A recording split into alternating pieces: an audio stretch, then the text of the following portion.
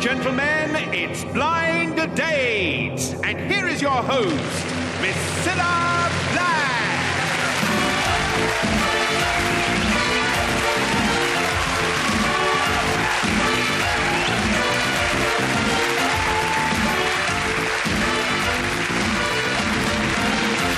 Thank you. Hello and welcome to another Blind Date. Now, have you noticed nearly every week in the papers there's an opinion poll about something or other? I mean, they usually start off by saying they've interviewed a cross-section of the public. But what I'd like to know is, what are they all cross about? Think about that one. I'm sure nobody's going to be cross here tonight because we've got a smashing show for you. And let's begin by meeting three lovely girls, all looking for a blind date. There they are.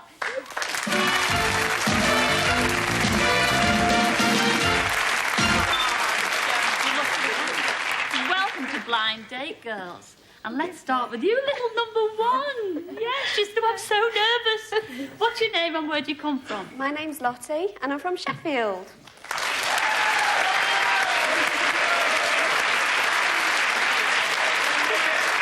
Well, Lottie, my love, what do you do up there in Sheffield? Well, I'm a telemarketer for a timeshare company. Are you? Mm-hmm. So, I mean, do you go abroad? They don't like that.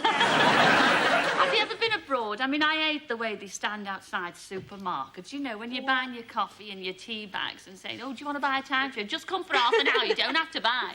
No, it's nothing like that. What happens is people receive letters from us, and it's those who phone us, and I deal with all them and make all the appointments and things. And they just fall in love with my voice, basically, Cilla. They just... Well, I'm not surprised. Enjoy Blind Date tonight, won't you? Thank you very much. Yeah. Hello, number two. Hello, Cilla. That lovely red hair. It's gorgeous. I wish I had hair like that. This is out of a bottle. What's your name and where do you come from? My name's Everina and I'm from Middlesex.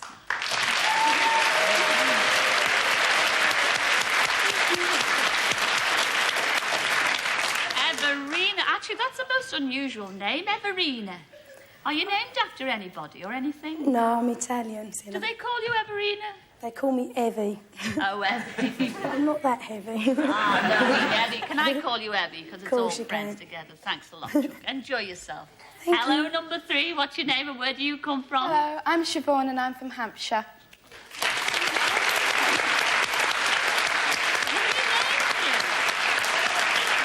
Now, Siobhan, you don't have Italian fan. Not with a name like that. That's a very Irish name, isn't it, Siobhan? Yes. Yes, of course it is. What do you do down there in Hampshire? I've just started to work for an insurance company. Yes. What do you do in your spare time? Swimming, like the water, like some, yeah. Very sporty type. So do you go out with sporty fellas when you go out with them? Try to. Have any of you ever been on a blind date? No. Oh, dear, what a shame. Well, I'm sure whoever he picks tonight, none of you will be disappointed in him. All we ask is that you sit back, relax, and enjoy the show, all right? I'll see you in a mo. See you later.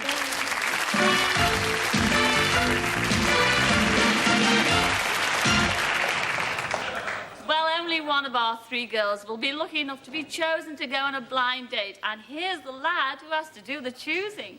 His name is Anthony, and he's from Tyneside. Come in, Anthony.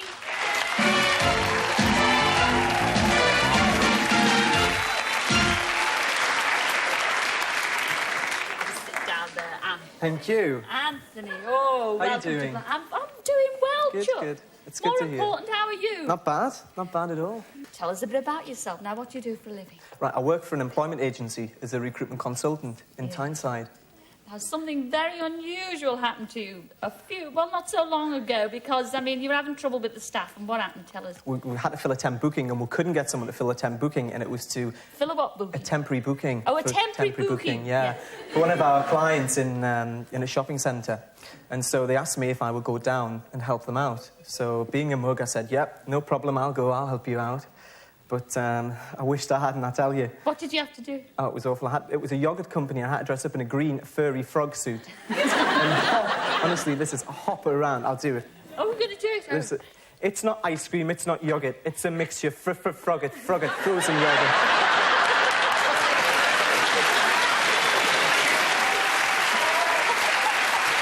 Tell me about it.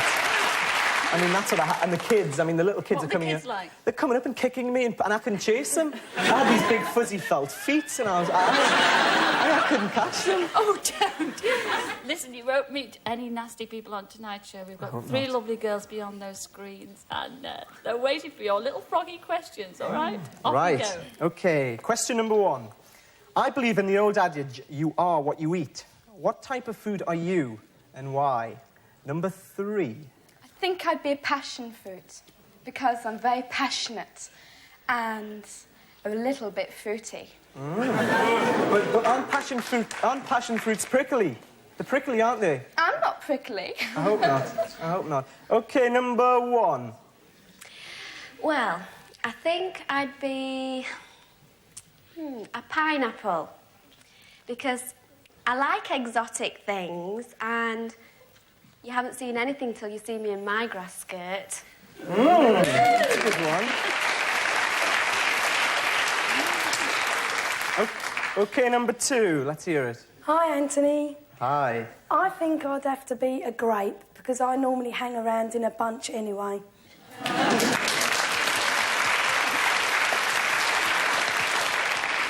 OK, we'll go on to the second question. I'm a recruitment consultant.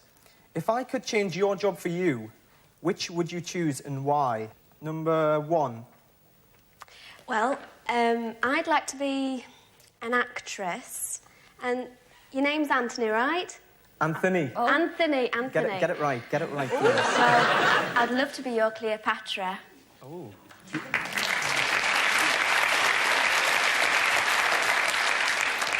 Does that mean I could possibly help you when you're bathing in your goat's milk? Well, that's what happens, isn't it, in Anthony and Cleopatra, so... It certainly does. Beware of a rasp. Hope it's on a big one. Right. OK, number 3. I'd be a beauty consultant because then you could come and consult me and I'd turn around and say, you're just perfect anyway. You don't need consulting. I like that one. Pay compliments to. Yes, it's a good one, that one. OK, number 2. I think I'd have to be a clockmaker Why is that? so I could find out exactly what makes you tick.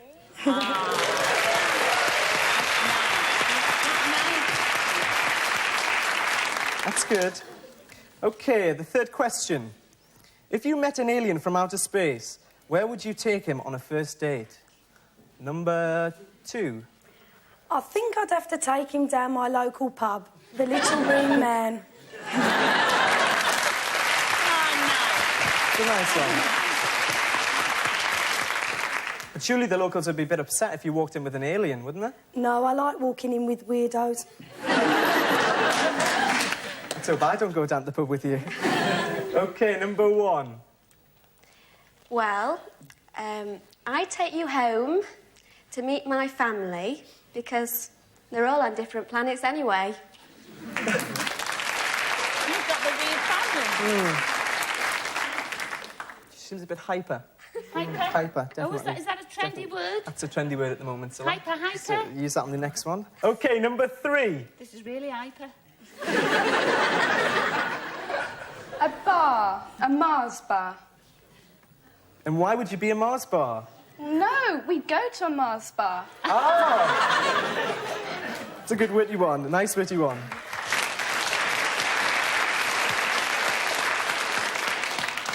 I think I'd like to go marathon with you. Yeah, sounds good. Is that Toughie. it? Yeah, it's a toughie. It is a I'll tell you. toughie. It is. It is. And really don't make your mind up just yet because, as always, here's our Graham with that quick reminder. Have a listen to this. Anthony, will your choice be chunky number 1, who would love to be your Cleopatra, but might turn out to be a bit of a snake in the grass? Or perhaps you may go for number 2, who wants to be a grape, so you can tread all over her. And don't forget passionate number 3, who's spaced out on Mars bars. The decision is yours.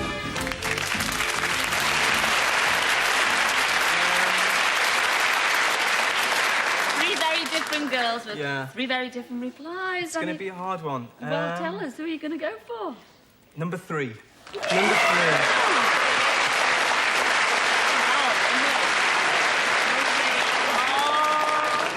about the two that you spurned. Let's meet them. First of all, you spurned number 1, and that was our Lottie from Sheffield. Come in, Lottie.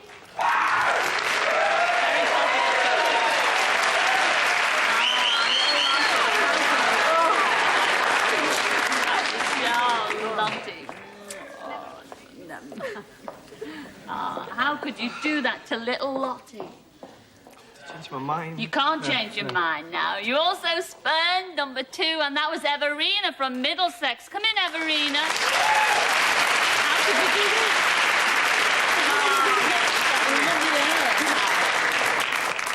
Super. How could you do that? Lovely. Mind you will not be disappointed because your blind date for this evening is number 3, and it's Siobhan from Hampshire. Come in, Siobhan.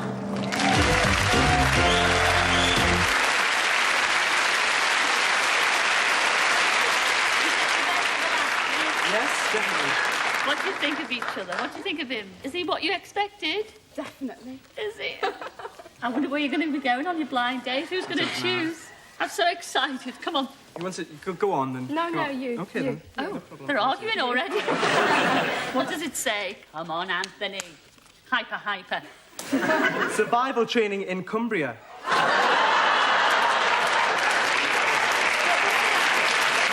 Survival training in Cumbria. What can I say about this? Survival day in Cumbria. And if you survive the day, I hope you come back next week and tell us about it, because you're going to do wonderful things.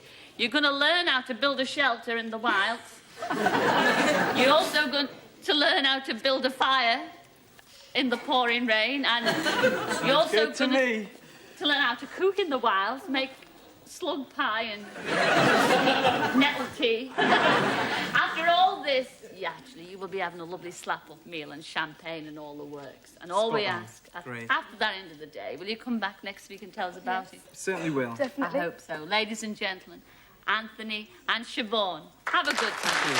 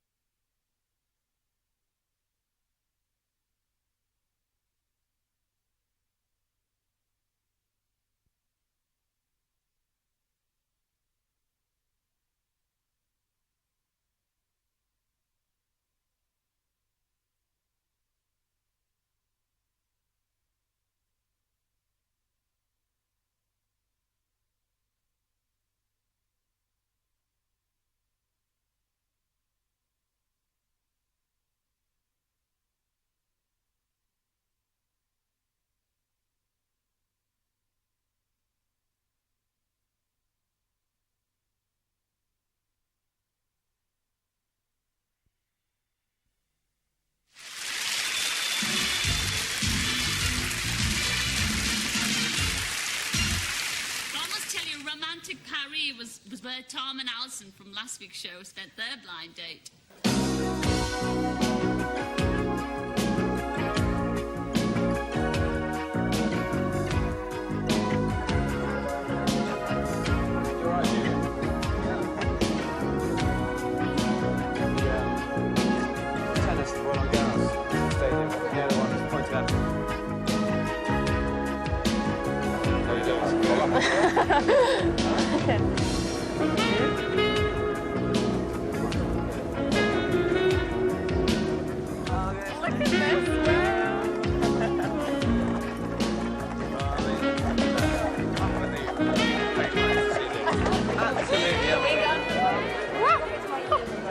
Hope she enjoyed that as much as I did.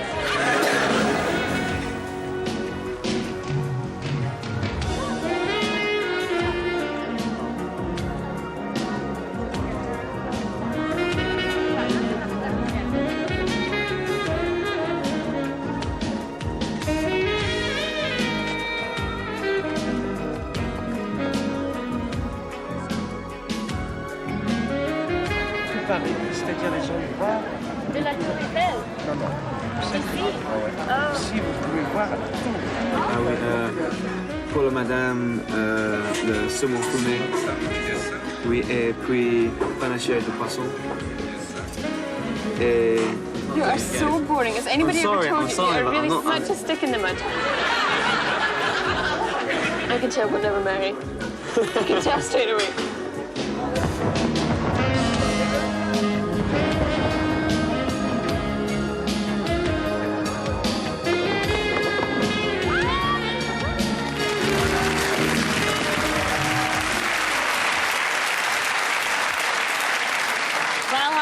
Tom and Alison, well, I'm sure you must have enjoyed Paris, but the burning question is, did you enjoy each other?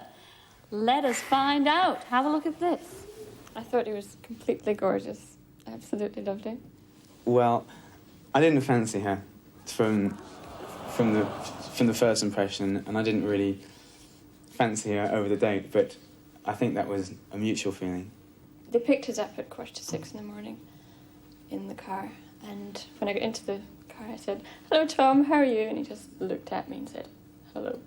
So I could tell it was going to be a pretty bad time from then on. I could say something about it. I'd probably say, don't let the fact that I was shy and quiet that doesn't reflect on how I felt about her. I thought she was really nice and a lot of fun to be with.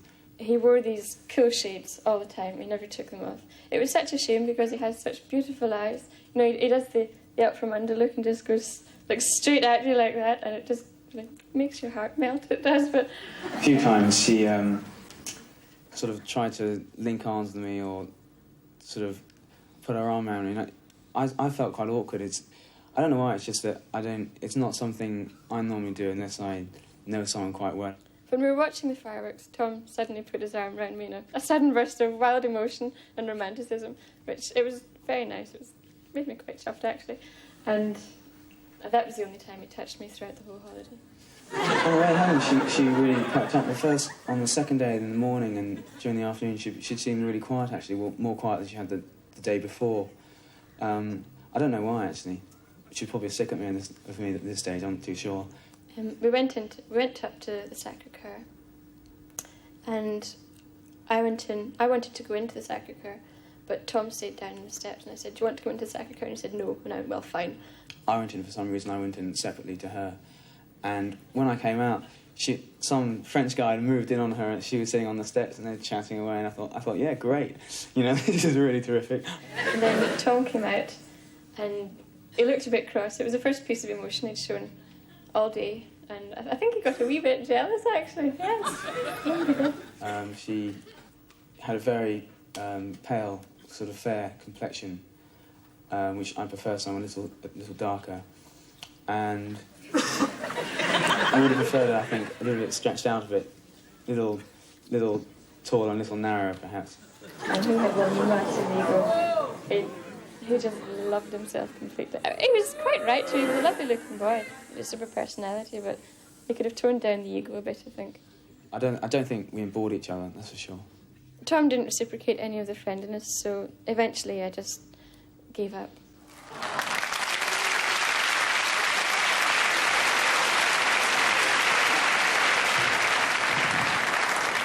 Well, let's get on to you, Chuck. I mean, he was a little bit he did upset you. I could see through that chat there. I mean, you actually moved away from him a little bit. No. I mean, are you upset by the remarks he said about you? How do you feel about it? He said he could be stretched out a bit more. Well, he's not too tall himself. What are you, 5'8" or something? What would you have liked Alison to have done to be more receptive, to make you more receptive towards her?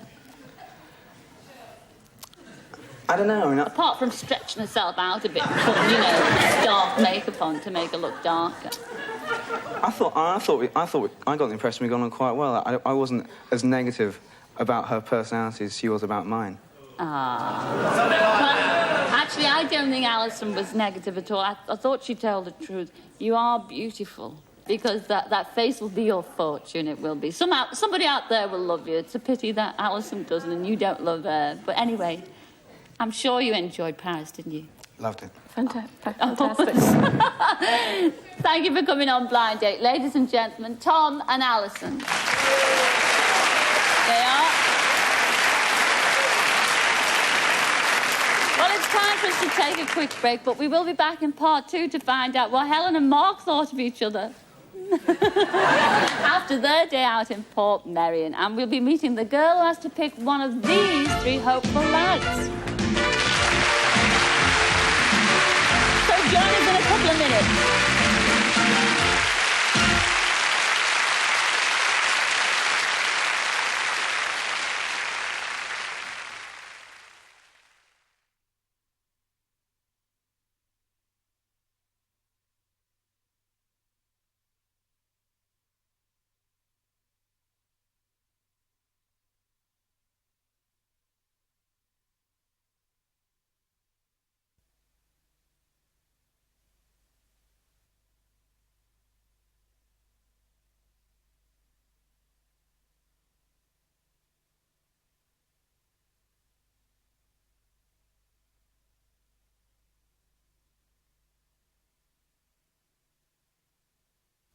This is Blind Date Show 7.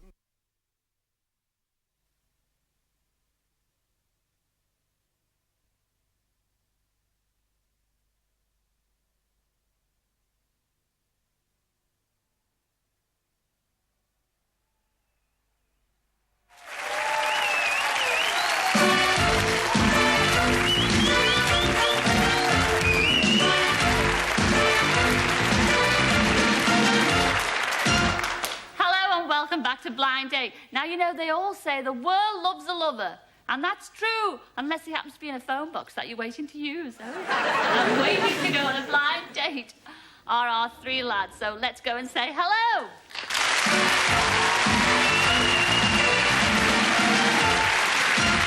Hello, number 1. What's your name and where do you come from?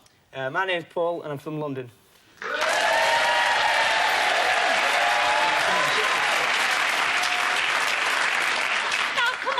Not a London accent. We don't say London down here. We say London. London. Yes. Is that right? Where are you originally from? Sheffield. Ah, Sheffield. Glad I got that one in.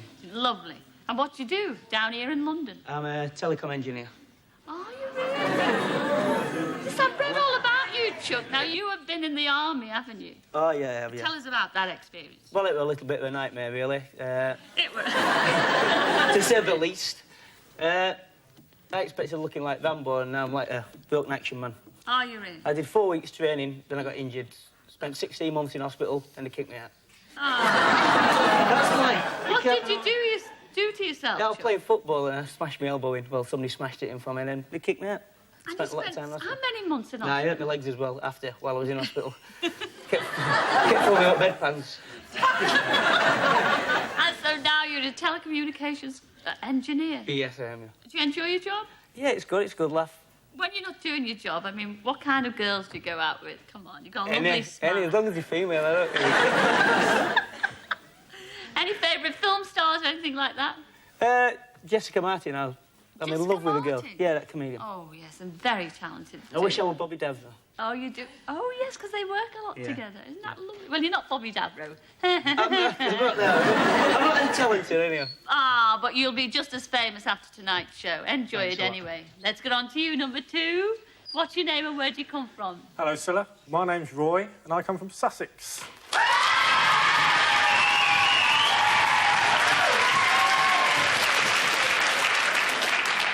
Roy, you've got a big family sitting out there. You've brought them all with you. What do you do down there in Sussex? I'm a retail customer service manager. Yeah. Oh, you Let me know his name. I'm a shelf filler, in other words. Now, tell us about awkward customers. You know, I've stood next to them. I have. Tell us, have you met many? I had one a couple of weeks ago. She brought back a bottle of white martini, and she said it was supposed to be red. But when I opened the bottle up, it was red wine in it, cheap Lambrusco red wine. Do people really do that? So what did you do? Didn't give her money back. You did? Oh, dear, bet she never goes to that shop again. What is your ideal partner? What would she look like? Kim Wilde. Oh, Jessica, all British stuff, Jessica Martin, Don't Kim like no Wilde. foreigners here. No worries. Well, enjoy Blind Date tonight. Let's get on to you, number 3. Oh, I love that. I do. What's your name and where do you come from? My name's Eddie Siller, and I'm from Swindon in Wiltshire.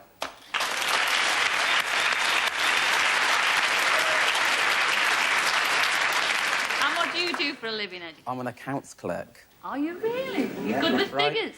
Depends what type of figures you're on about, Scylla. Well, tell me about it. Here's Jessica Martin, Kim Wilde. Who's your favourite? Elizabeth Taylor. Elizabeth. Yeah. Oh, you like the older woman? Yeah, the old mature woman, Scylla. You could be lucky. This could be my lucky night. Right, yes. In fact, it could be your lucky night if you've chosen. So, and yours, and yours. Enjoy blind date. I'll see you in America. Lovely smile. See you later.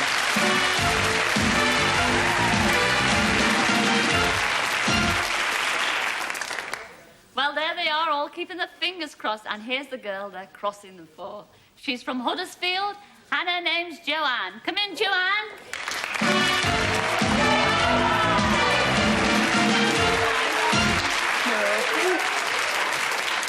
Well, Joanne, everybody, I mean, I love what you do for a living. I mean, out of babes. You tell them out there what your job is.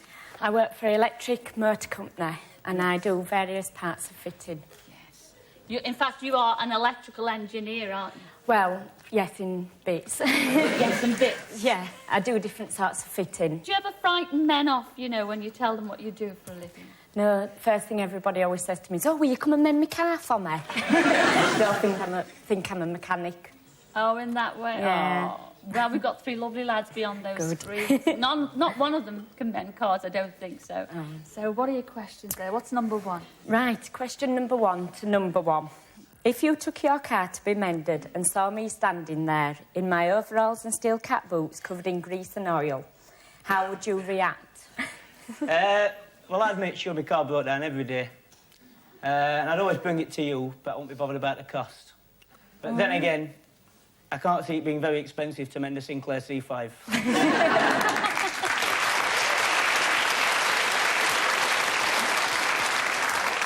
Same question to number 3. Well, you sound marvellous to me. So whilst you were checking my tyre pressure, I'd ask you to check my blood pressure. But I think it's just hit the roof.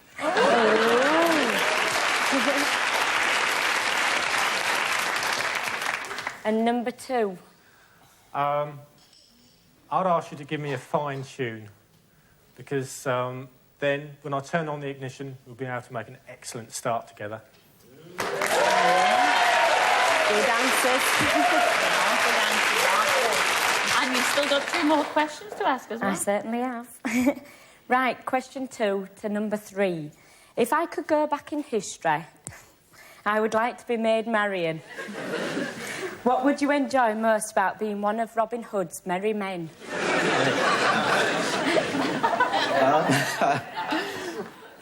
I think I'd have to be a minstrel, because you must have lots of lonely nights in Sherwood Forest, and I'd serenade you.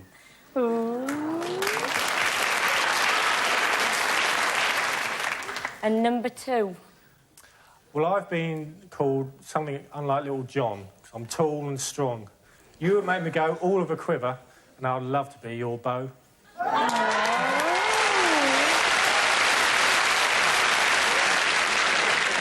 And same question to number 1. Well, it's a difficult one. What with all the excitement of robbing the rich and giving it to the poor, and then going back to your little mud hut and spending the night with you, it sounds like heaven to me, and I look good in green tights.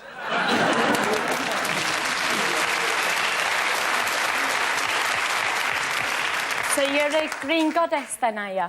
I'm better than her. Got better legs than her, anyhow. Oh. She'll be pleased. And question 3 to number 2. My ideal day out would involve going to a fun fair. What activity at the fair would most appeal to you and why? I love the coconut shy.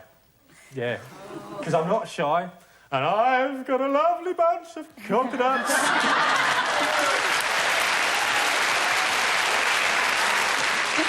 Oh, no. Same question to number 3. I'd take you on the ghost train, so when you got all scared and frightened, I'll hold you tight, let you know I'm always there to protect you.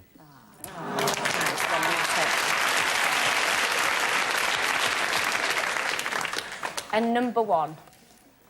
Well, I think I'd take you on the waltzer, and then after, I'd make sure I got the last dance.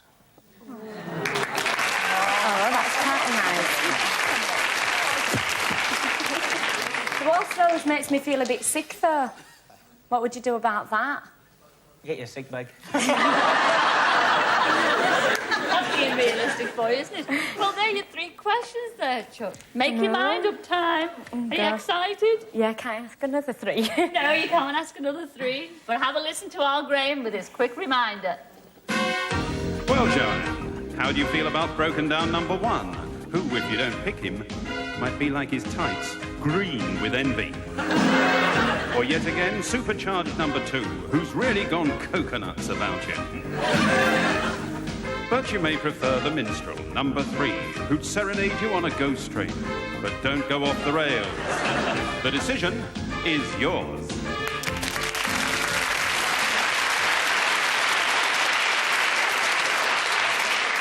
Oh, where's our fingers crossed? Everybody's got their fingers crossed. Are you going to pick the perfect blind date? Who have you gone for?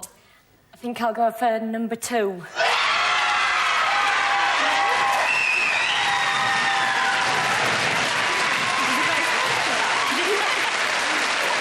Well, you picked a very popular choice, as you've heard it, but what about the unpopular ones that you turned down? They're unpopular to you, not unpopular to them out there. First of all, you turned down number 3. How could you? That was Eddie from Wiltshire. Come in, Eddie.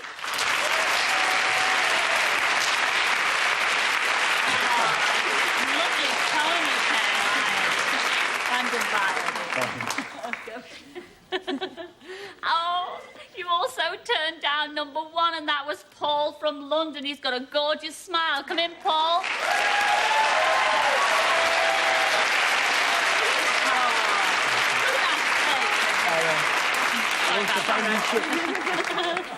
But here he is. The most popular, certainly with that crowd in the audience tonight. Here's your blind date. You chose number 2. It was Roy from Sussex. Come in, Roy.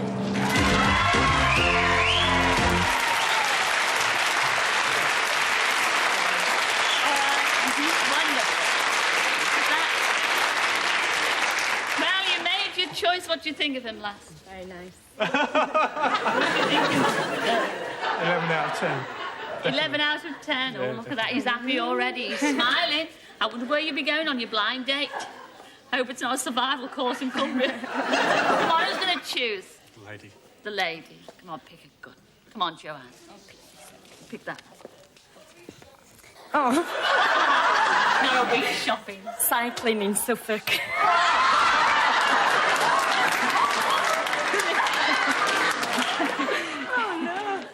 Pick another one. No, you can't. Well, it's better than surviving up in Cumbria, isn't it? Yes, it is cycling in Suffolk. It's down there, Chuck. But it'll be a lovely day out. Good for the legs. Yes, you are going to Suffolk. You're not going to cycle down to Suffolk. No, we're going to put you on a train and get to Woodbridge. And at the end of the day, when you've finished all your rambling, you're going to be having a slap-up meal with the champagne and the works. Oh, I can handle that. And I promise it won't be white martini and red wine mixed, OK? Come back next week and tell us all about it, will you? Yeah, Ladies and gentlemen, our Joanne and Roy. Enjoy.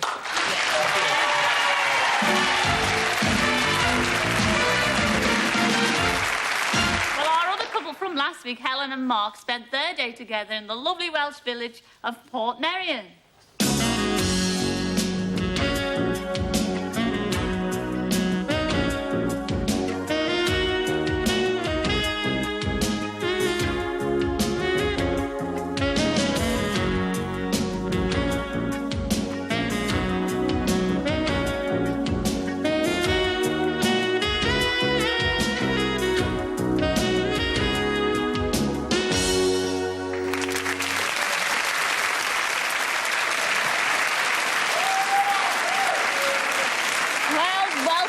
Helen and Mark. Now, I'm sure you enjoyed Portmeirion, didn't you? Yes. But at the end of the day, Chucky Eggs, did you enjoy each other?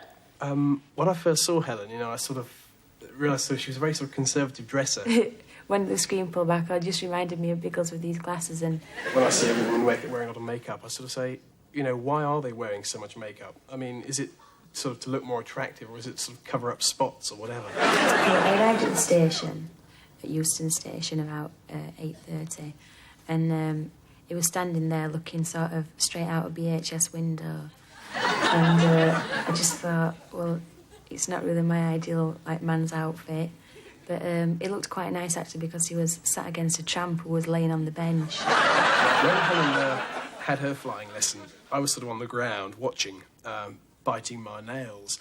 And the world aerobatic champion was sort of doing sort of posy fly pasts and everything past her plane. He was absolutely gorgeous and he like winked and waved, so I was like waving back with his hiya. And he said, you know, he'd give her free flying lessons any day, you know, and everybody was asking her how she got into her trousers, and the chauffeur asked her how she got out of them.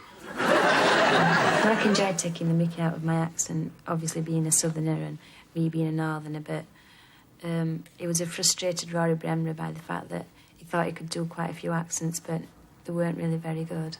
I did 007. 007, yeah? Licensed to be corny. So I did that. I also did a Bob Monkhouse. And Bob says, if opportunity comes your way, don't knock it. He was very studious. He seemed very, very studious and quite introvert, really. I mean, everybody got this sort of idea that sort of medical students do a sort of lot of cutting up and things, and I just didn't want to mention it at all. And then Helen asked me, do you do cutting up and things over the table while we were eating lobster? We were eating lobster and everything over this beautiful meal, and all I could think to talk about was in the first year how they'd spent up time cutting up bodies. Helen's sort of keen on sport. I sort of had to throw in a bit of my own sport, which is rowing. Of course, you know, that could go on too long. I tried to sort of keep it short. I think at times Helen might have thought I went on a bit too much about rowing.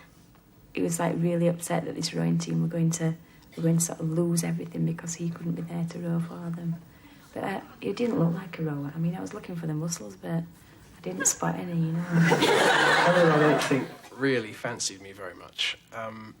You can sort of tell when somebody likes you know, by the way they sort of talk to you. No, I don't think Mark fancied me at all, but I think he realised that I felt the same, so we were just going to make the most of the day.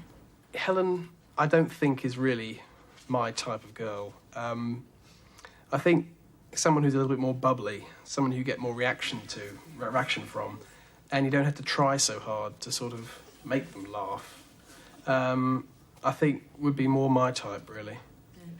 Although he was a nice chap, but he's not the sort I would ever pick to go out with, apart from, of course, this one time on the television when I decided to pick him.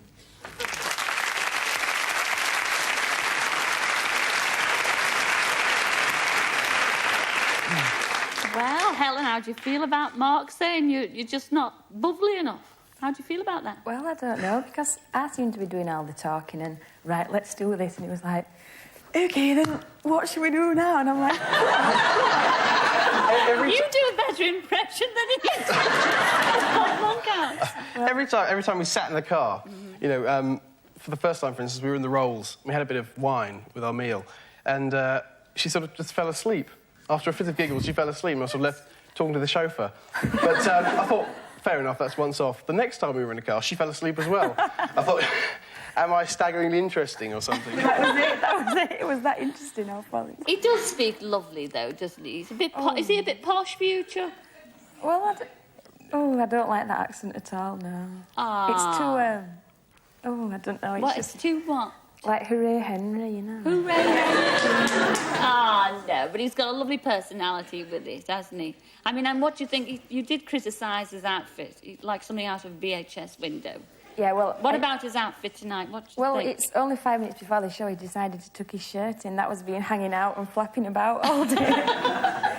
But, no, I wouldn't pick anybody who's dressed like that. No. Come on, you have your three penners. You have your 3 pence. Now, what I think he'd like a tweed suit and a bun in the hair and, you know... What, on him? Miss Mark. No, not him. Definitely. I think he'd like his girl to dress like that. Well, is that true, Mark? Come and tell us. Well... Who is your ideal girl? Well, I think my ideal blind date would be Meryl Streep, because she has so many sort of sexy accents. Helen doesn't have any sexy accents. Are you just having a go at Helen now because she had a wee bit of go at you? I'm just having a go at Helen. Yes. Tell us about this pilot that you were winking at and waving at. Oh, yeah, he went nice. And, like, it was only, like, so many feet away, And I thought, if I'd been flying a few more times, I could maybe get out and, like, leg it across the wing. But when I got out, when I went landed, he came and landed, so I was talking to him, like, afterwards. Do you not think that it would hurt his feelings talking about another fella being on a date with him? I mean, don't you think? No, I don't think so. I don't think he was right bothered anyway. And I'm dying to find out, what was the highlight of the day for you, Martin?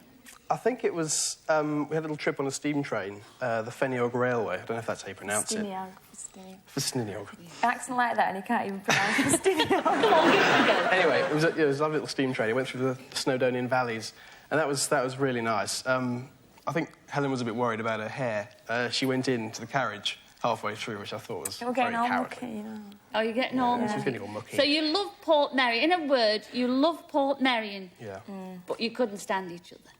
That's about In it. a word. Well, thank you for being very honest and thank you for coming on Blind Date. Ladies and gentlemen, Helen and Mark.